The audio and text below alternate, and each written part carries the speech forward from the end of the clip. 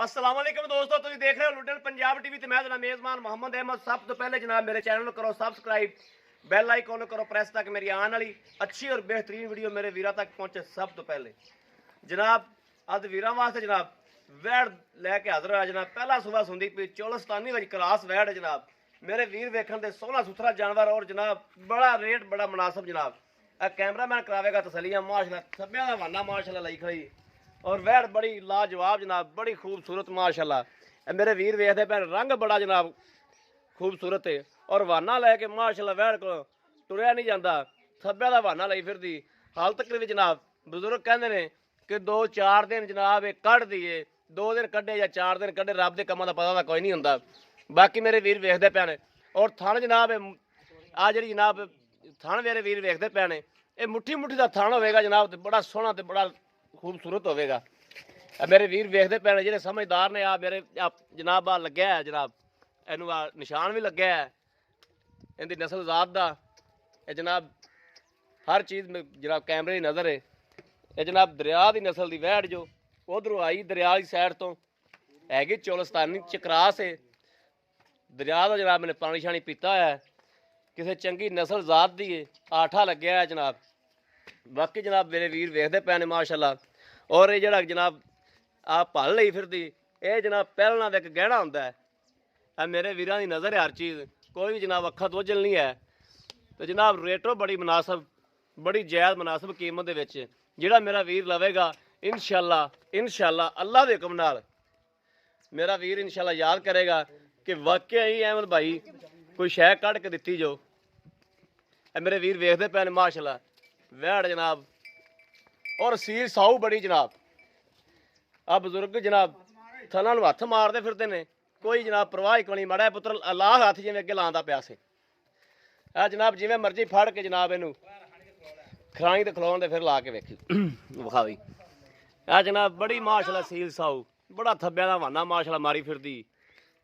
ਇਹ ਜਨਾਬ ਮੇਰੇ ਵੀਰਾਂ ਦੇ ਸਾਹਮਣੇ ਆ ਜਾਨਵਰ ਤੋਂ ਜਨਾਬ ਕੈਮਰਾ ਢਾਵਣ ਤੇ ਦਿਲ ਨਹੀਂ ਕਰਦਾ ਪਿਆ। ਇੰਨਾ ਮਾਸ਼ਾਅੱਲਾ ਵੇਖ ਮੇਰੇ ਵੀਰ ਵੇਖਦੇ ਪਏ ਨੇ, ਬੜਾ ਹੀ ਸੀਲ ਸਾਊ ਜਾਨਵਰ ਹੈ। ਔਰ ਜਨਾਬ ਨਜਾਲ ਕੀ ਪੈਰ ਚੱਕਦਾ ਵੇ ਮਾਸ਼ਾਅੱਲਾ। ਇਹ ਵੇਖ ਮੇਰੇ ਵੀਰ ਵੇਖਦੇ ਪਏ ਨੇ ਮਾਸ਼ਾਅੱਲਾ। ਇਹ ਪਹਿਲਾਂ ਵਹਿੜ ਹੋ ਕੇ ਇਹ ਅੱਲਾ ਦੇ ਹੁਕਮ ਨਾਲ ਜਦੋਂ ਸੂਵੇਗੀ ਤੇ ਮਨ ਬਾਰ ਤੇ ਖਲੋਵੇਗੀ। ਮਈਆਂ ਤਰ੍ਹਾਂ ਲੱਤਾਂ ਖੁੱਲੀਆਂ ਕਰ ਤੇ ਜਨਾਬ ਤੇ ਖਲੋ ਕੇ ਜਨਾਬ ਚੁਆਈ ਕਰਾਵੇਗੀ। ਅਗਰ ਜਨਾਬ ਲੈਣੀ ਹੁੰਦੇ ਜਿੰਦੇ ਨਸੀਬ 'ਚ ਹੋਵੇਗੀ, ਜਿਹਨੂੰ ਅੱਲਾ ਪਾਕ ਇਹਦਾ ਦੁੱਧ ਨਸੀਬ 'ਚ ਹੋਵੇਗਾ ਲੈਣੀ ਉਹਨੇ ਜਨਾਬ। ਔਰ ਬਾਕੀ ਮੇਰੇ ਵੀਰ ਵੇਖਦੇ ਪਏ ਨੇ ਹਰ ਚੀਜ਼। ਵਹਿੜ ਦਾ ਰੰਗ ਰੂਪ ਬੜਾ ਸੋਹਣਾ ਜਨਾਬ ਔਰ ਕੱਦ ਮੇਰੇ ਵੀਰਾਂ ਦੇ ਸਾਹਮਣੇ ਆ ਜਿੰਨਾ ਕੁ ਹੈਗਾ ਹਰ ਚੀਜ਼ ਜਨਾਬ ਕੈਮਰੇ ਦੀ ਨਜ਼ਰ ਹੈ। ਕੱਦ ਐਡਾ ਜ਼ਿਆਦਾ ਕੋਈ ਨਹੀਂ ਹੈਗਾ ਵਹਿੜ ਦਾ, ਥੱਲੋਂ ਮਾਸ਼ਾਅੱਲਾ ਬਹੁਤ ਹੈ। ਔਰ ਕੱਦ ਜੋ ਕੀ ਲੈਣਾ ਜਨਾਬ, ਭਾਂਡਾ ਜਿੱਦਾਂ ਮਾਸ਼ਾਅੱਲਾ ਲਈ ਫਿਰਦੀ, ਦੁੱਧ ਚੰਗਾ ਕਰੇਗੀ। ਔਰ ਚੋਲਸਤਾਨੀ ਵਿੱਚ ਕਰਾਸ ਹੈ ਹਰ ਚੀਜ਼ ਜਨਾਬ ਕੈਮਰੇ ਦੀ ਨਜ਼ਰ। ਦੂਜੇ ਸੂਬੇ ਜਨਾਬ ਚੰਗੀ ਤਗੜੀ ਵਹਿੜ ਬਣੇਗੀ ਅੱਲਾ ਦੇ ਹੁਕਮ ਨਾਲ ਇਨਸ਼ਾਅੱਲਾ। ਜੇ ਰੱਬ ਨੇ ਚਾਹਿਆ, ਰੱਬ ਨੇ ਜ਼ਿੰਦਗੀ ਕੀਤੀ ਤੇ ਦੂਸਰੇ ਸੂਬੇ ਇਨਸ਼ਾਅੱਲਾ ਬੜੀ ਤਗੜੀ ਵਹਿੜ ਬਣ ਜਾਏਗੀ ਅੱਲਾ ਦੇ ਹੁਕਮ ਨਾਲ। ਬਾਕੀ ਜਨਾਬ ਕੈਮਰੇ ਦੀ ਨਜ਼ਰ ਹੈ ਹਰ ਚੀਜ਼, ਮੇਰੇ ਵੀਰ ਵੇਖਦੇ ਪਏ ਨੇ। ਬਜ਼ੁਰਗੋ ਆ ਜਾਓ ਜੀ।